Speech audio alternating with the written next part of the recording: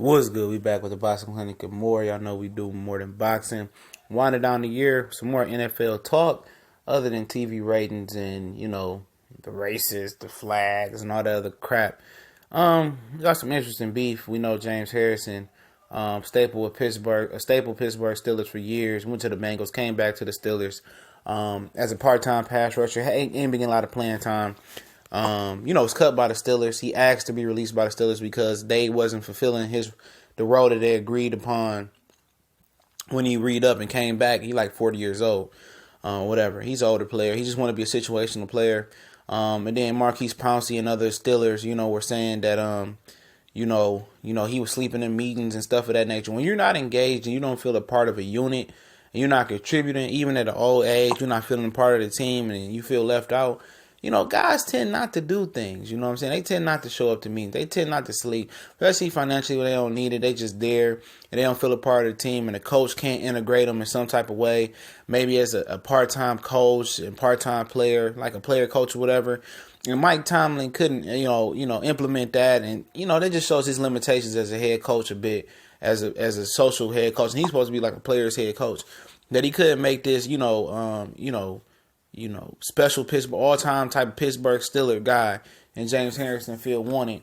And, when he asked to be released, players like, he made it seem like, they just cut him, whatever. Basically, they did cut bait with James Harrison. They didn't integrate him. They didn't live up to their word. They didn't find ways to put him in situational pass rushes and situational play, team, or, let him try to usher and coach some of the young guys. They didn't make him feel a part of the Pittsburgh Steelers family in his 40th year. And we seen how he was working out with the young guys this season, throwing 20, 30-pound medicine ball, playing volleyball, throwing the ball over the thing, working hard, showing them how to do how to get it done in the gym. And all of a sudden, this dude make a decision. And while he was doing all this, nobody said a peep. All of a sudden, all these dudes want to tap dance and be company man and be corporate Pittsburgh Steelers. Ain't that something? When just Antonio Brown, who was saying stuff on Twitter, was crying about a contract, and lashing out and crying at Big Ben, for not getting the ball thrown and crying about a contract all, last off season. Le'Veon Bell crying about a contract, held out. James Harrison didn't say shit to the media about that, but it's funny. A guy that's benching pressing 1,000 pounds and squatting another 1,000 pounds. Wasn't a word said while he was sleeping on meetings to the media. I bet wasn't a word said to James Harrison. I bet they ain't tapped James Harrison on his head or his shoulder, say, get your ass up and pay attention to this meeting.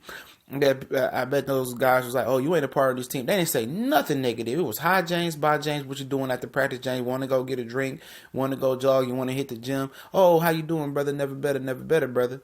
But as soon as he hit the door, they gossip and become corporate tap dancing Pittsburgh Steelers. And that's the shit I don't like. It stays in. I understand they felt like it was portrayed that the team, cut him because, or whatever reason he made it seem like they cut him like he was useless. At the end of the day, they really did. They didn't live up to their bargain. They didn't make him feel welcome. So he wanted to cut back. He asked to be cut. The Pittsburgh Steelers really cut him by not making him feel a part of that Steeler family, And it is what it is, though. They really cut him. Even though he asked to be cut, they cut him by not making him feel welcome. But as soon as he hit the door, a whole bunch of corporate tap dancing Pittsburgh Steelers start opening their mouth and knowing damn well if they came face to face with James Harrison, it won't be a word said. Wouldn't be nothing said. They cowards. They punani's. Doing all that riffraff and talking to the media. If what happened, he wasn't feeling the part, he was asleep or whatever like that, and he didn't feel good, and James, you text James like, we mad that you went to the New England Patriots, but I understand, and we gonna keep this in house. It was not even a big deal. They had to say nothing about it. He went to New England to put a middle finger and spit on the Pittsburgh Steelers sign and say, thanks for what y'all did to me. You lied to me. Said I'm going to have a similar role than when I had last year that played me. And all of a sudden, all the players taking the corporate part, the corporate role. Playing, protect the Pittsburgh Steelers brand. But as soon as your contract come up and they don't feel like paying you like Le'Veon Bell, and if they don't pay you what you compensated and they keep franchise tagging you, watch how quick you turn on the Pittsburgh Steelers. It's a brotherhood in the NFL. It's really the people in that locker room versus the Pittsburgh Steelers when it come down to certain situations. And at the end of the day, they try to isolate this James Harrison incident and, You know, they know they gonna see him down the line. They mad because he went to the Pittsburgh Steelers. I understand, but when an organization ain't doing right by an old timer, then you gotta show them what's up. You gotta put the middle finger and spit on them and let them know what's up. It'll be fitting if he made the game-winning strip sack or made a big play in the AFC Championship game whenever they meet up in the playoffs to beat the Pittsburgh Steelers. It wouldn't be nothing sweeter than him because you don't treat a legend. I think he's their all-time sack getter the way they treated James Harrison on the way out. You know, and then they want to talk like little girls to the media and stuff. I mean, these new dudes, man, they ain't real, man.